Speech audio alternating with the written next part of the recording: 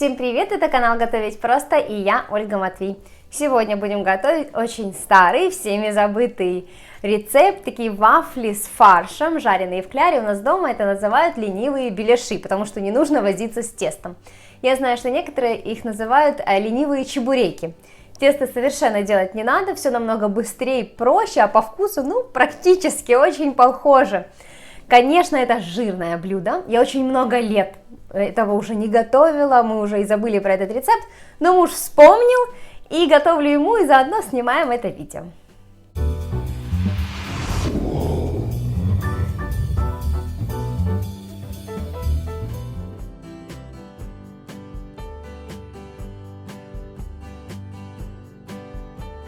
Нам понадобится обычный фарш. Здесь у меня и свинина, и говядина напополам. Я купила и смолола дома. Значит, одна средняя луковица, приблизительно вот на такое количество фарша средняя луковица. 2 яйца, острый молотый перец, черный перец, конечно, соль. Любые другие специи вы можете добавлять по вкусу, по желанию. И вафли вместо теста. Я буду использовать и обычные круглые вот такие коржи для торта, есть такие квадратные продаются.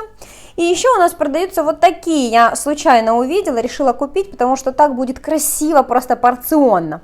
Так тоже можно. Луковицу либо нужно пропустить на мясорубке вместе с фаршем, когда будете делать, либо в блендере. Значит, чем мельче вы измельчите лук, тем лучше. Лук отправляем в фарш. Значит, вместо свиного фарша вместе с говядиной можно делать из куриного фарша. Они будут быстрее жариться и будут не такие жирные. Поэтому можете экспериментировать. Итак, отправляю сюда специи. Любые другие специи можно использовать по желанию. Значит, здесь самое главное хорошо посолить. Потому что если вы вдруг не досолите, они будут пресноватые. Поэтому хорошо посолить. В яйца тоже отправляем немного соли. И взбиваем их вилочкой или венчиком. Хочу еще сказать пару слов о кляре. Делают не только в яйце, как я сегодня делаю. В яйцо добавляют еще муку, взбивают, и получается такая, знаете, смесь с мукой, как сметана редкая. Но такой кляр, как по мне, очень тяжелый, он очень грубый получается. В яйце легче всего. Но это на наш вкус, так едят у нас дома. Если вам нравится кляр с мукой, вы можете добавить сюда к яйцам несколько ложек столовых муки, размешать там в блендере, предположим, до однородности, чтобы получилась такая однородная смесь, как жидкая сметана. И вот так тоже делают. Будем собирать беляшики. Значит, я начну вот с таких формочек. Это удобно, они получаются просто одинакового размера. И если вы делаете так, побаловаться один раз, очень интересно. Если вы увидите в магазине. Я увидела, поэтому купила. Значит, каким образом это делается? На 2 вот эти вот штучки накладываем фарш. Фарша нужно накладывать немного. Почему? Потому что если вы много дадите, он не прожарится.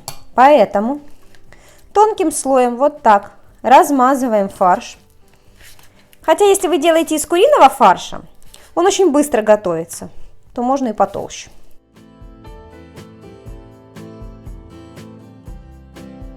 Сверху накрываем еще одним слоем. И можно сразу готовить. Так, резать их не надо, ничего не надо. Смотрите, вот такие удобные, порционные, очень это удобно. Хорошо, теперь вариант, если у вас все-таки коржи, потому что вот такие круглые коржи 100% продаются везде, практически в каждых магазинчиках, даже маленьких, они есть. Итак, берем корж и точно так же тонким слоем размазываем фарш.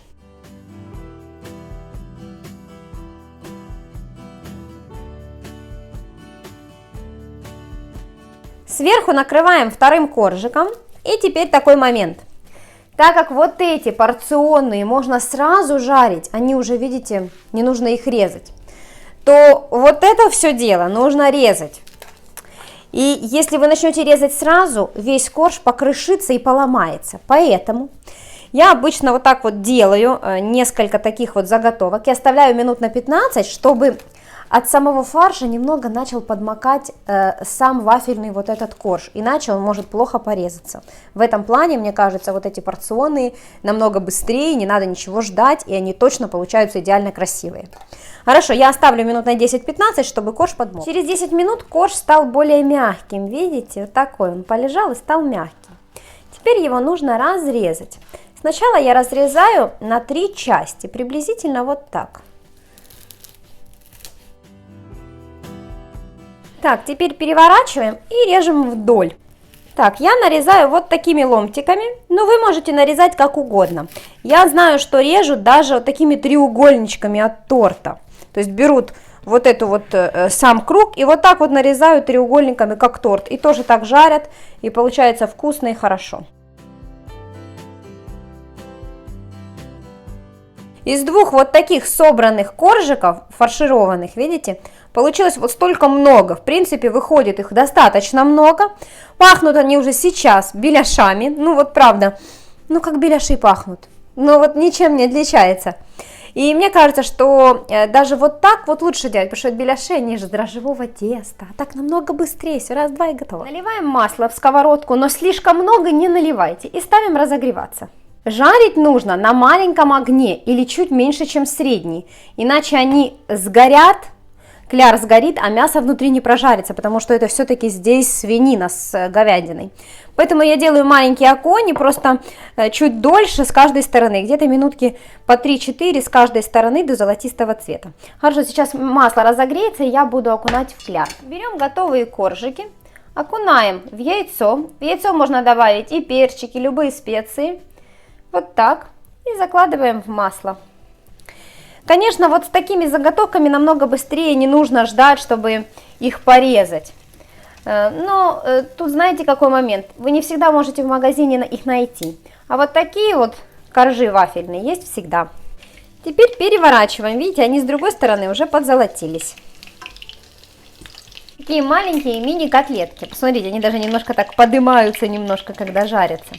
Ну вот, собственно, сейчас еще с этой стороны пару минут и буду выкладывать. Приготовьте большое блюдо. Вот такие вафельные полотенца сверху, чтобы оставшийся жир стек. И, в принципе, их можно есть. И я вам скажу так, они остывшие, как на мой вкус, вкуснее, чем горячие. Ну, это уже дело вкуса. На вкус и цвет товарища нет, как говорится. Поэтому пробуйте, и вы узнаете, как вам нравится больше. Теперь приготовим соус. Значит, берем столовую ложку любого майонеза, который есть дома, и столовую ложку любой сметаны. Сюда отправляем зелень, у меня замороженная, я на зиму всегда себе оставляю, но можно свежую, любую. И зубчик или 2 таких маленьких вот у меня чесночка выдавливаем. Чеснок, который не выдавился, я вот так дроблю ножом. Теперь все перемешиваем.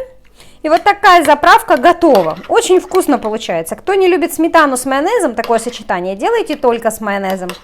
Но, как по мне, с одной сметаной и чесноком. Ну, как-то чеснок и сметана.